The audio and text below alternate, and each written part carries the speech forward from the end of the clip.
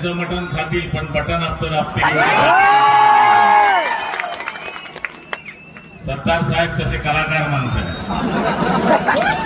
वराडीचा प्रकल्प त्यांनी 1100 कोटी रुपयाचा मंजूर करून पूर्णा नदीवर एकूण 11 ठिकाणी आता बॅरेजेस उभे राहत आहेत. त्याच्यामध्ये पाणी आणणार आहे आणि जवळपास 1700 हेक्टर सिंचनाखाली येणारी जमीन शेतकऱ्यांचं भलं करणारी आहे. यांच्याकडे आता एकच मुद्दा आहे, ते म्हणजे धर्मावर जातीवर बोलतायत. मला एक सांगा, सत्तार साहेब ज्यावेळेस गुवाहाटीला गेले त्यावेळेस ते मुसलमानच होते आणि आज पण ते मुसलमानच आहे. गुवाहाटी को गए थे अपन जब झाड़ी डोंगर देखा था अपन ने, जब भी तो आप भी मुसलमानी थे, आज भी मुसलमानी है.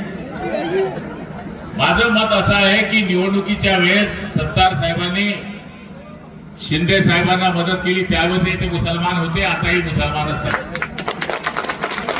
पण हा प्रचाराचा मुद्दा होऊ शकत नाही.